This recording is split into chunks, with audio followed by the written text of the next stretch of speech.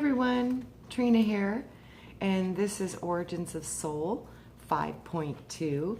And in the previous video, we were talking about the different realms of the 7 astral and causal realms of heaven, and the power of thought, and the power of the mental realms, because they're based on air. And so as we were going through the different causal, we were getting ready to get into the 6th and the 7th octaves of the mental and causal realms. So with that, we will continue. So in the 3 upper levels of the mental plane, the soul learns through direct knowing. It discovers the underlying causes behind all things, which may have been previously concealed by the irrelevant details of the lower realms. Later, when the soul returns to the physical world, this knowledge may be revealed in those intuitive flashes that seem to transcend logic or reason. In these realms, the truly conscious soul studies its own history to discover the convoluted threads that are part of its master plan. The higher a soul goes in these formless regions or realms, the more advanced it becomes in its understanding.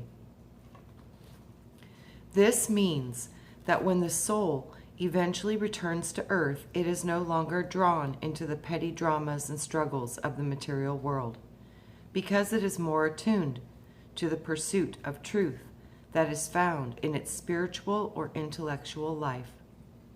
At this level, a soul may also learn to migrate any past negative deeds, thus reducing the karmic obstacles it will encounter when it returns to a human life. This connection with the higher self also allows it to make a more purposeful plan for future lifetimes.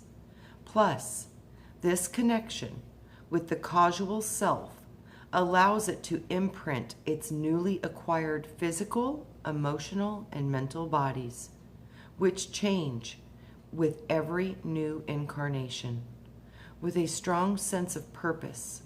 Consequently, souls that have attained this level are born with a noble spiritual aspiration that makes it almost impossible for them to choose ordinary life. The 6th and 7th octaves of the mental causal realm.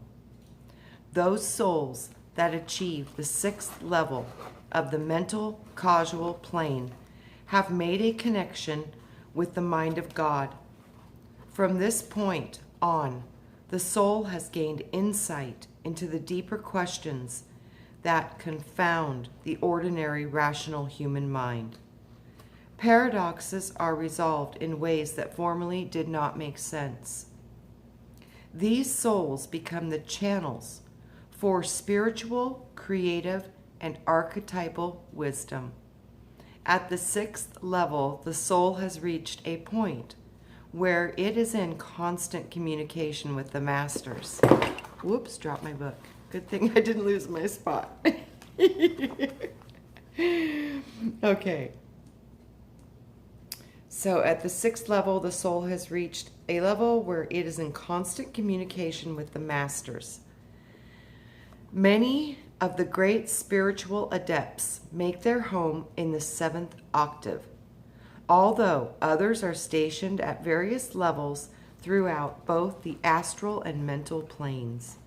Thus, the soul often becomes a student of one of these great teachers on the inner planes. And if this soul decides to return to earth in service to humanity, these teachers, in spirit form, will volunteer to serve as guides to assist that person on his or her journey.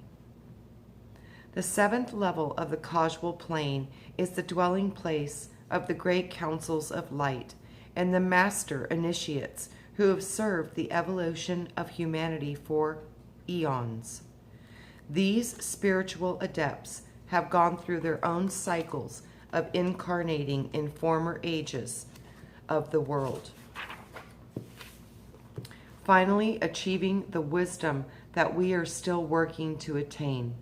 From this higher dimension, these masters pour down their spiritual, moral, and intellectual inspirations, communing with those receptive souls who yearn for this connection. This last subdivision of the mental plane is where we see the illusionary nature of duality. For once a soul passes into the Buddha and the Atman realms, the reality of oneness can never be doubted, while, to a certain degree, individualization still remains. It does so in the context of the overall understanding that all is one. It's funny. I see a couple people in the community that are definitely on the path of the sixth, the desire to communicate with the higher masters and the desire to seek higher wisdom. I see Steve, Slightly Slanted Sleuth. He's just diving in deep to this. And there's so many. Ryan and Kent and Brian and Sue and Karen. There's so many. And Ultraviolet, you are definitely a sixth level. You definitely communicate with the masters. And I think you always have.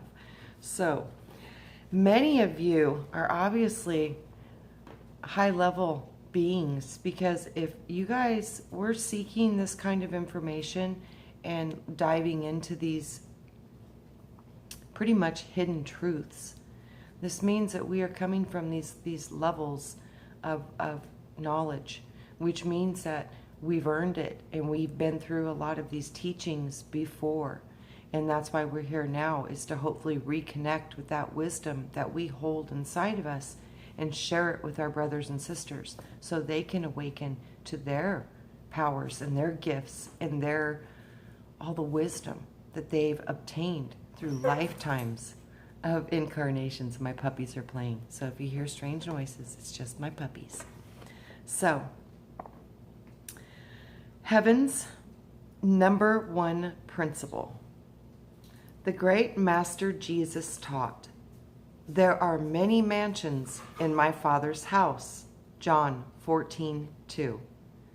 Jesus was referring to the many dimensional levels within the kingdom of God. He also told us that the kingdom of heaven lies within. Luke 17:20 through 21, pointing out that our access to these heavenly realms is within our own power to perceive them. Thus, attaining heaven has to do with one's state of consciousness. We achieve that by focusing on those things that bring us closer to the light. This is done over time by maintaining noble thoughts, performing compassionate deeds, and remembering how to live with a forgiving heart. The more we practice these principles, the higher our consciousness, both in life and on the other side. The first of Thoth's 7 Hermetic laws teaches us that the universal is mental or conscious. When we apply this principle to what we have learned about the inner realms, we can then begin to see how our thoughts have a direct effect upon our reality, not only in this earthly world, but in all dimensions. What we believe shapes our thinking, and this, in turn, shapes our emotions and our actions. As well, our sense of personal identity. We become what we perceive. We become what we believe, and we become our reality. Because nobody can be in your reality except for you. No one can see out your eyes other than you. So your perception and your point of view is very unique to you. And that makes us our individuality.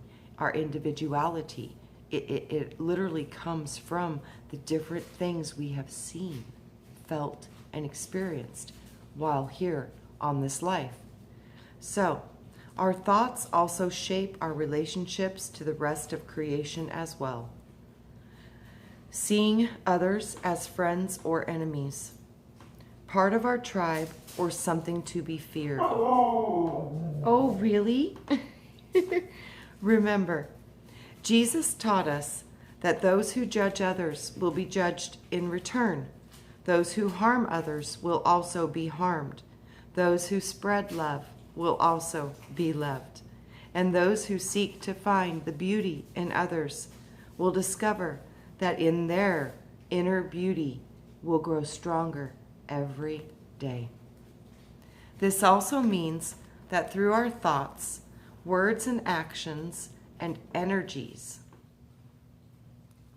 we have the power to heal others, to harm others, and create a better world.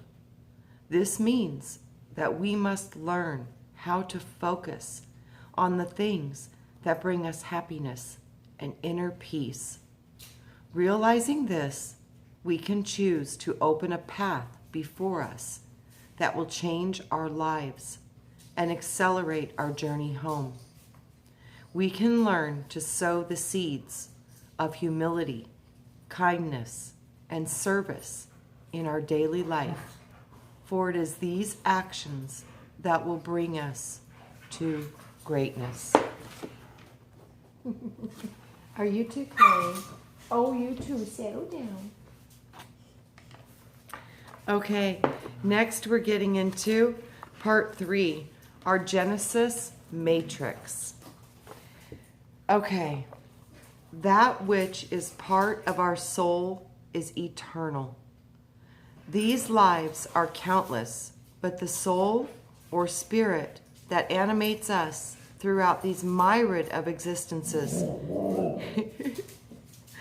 is the same, and though the book and the volume of the physical brain may forget events within the scope of one terrestrial life, the bulk of the collective recollections can never desert the divine soul within us. It whispers, and it may be soft, the sound of its words too far off, the plane perceived by our physical senses, yet the shadow of events that were, just as much as the shadow of the events are to come. It is within its perceptive powers, and it's ever present before its mind's eye.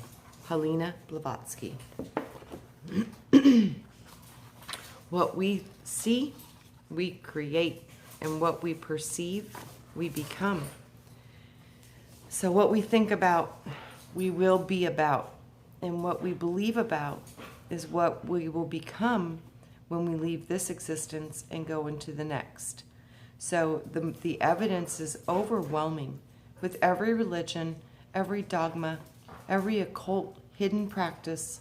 They all go back to the same thing. Puppy's playing.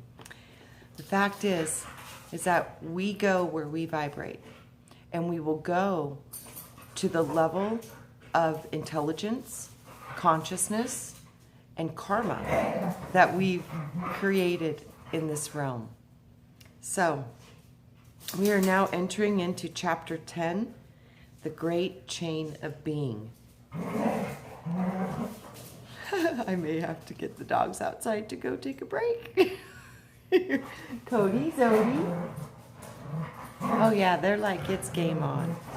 All right, guys. So I will cut this one a little bit short. I'll let the puppies out and play, and I will resume and try to upload another one in a few. Have a great evening, and I will talk to y'all very soon on the next one.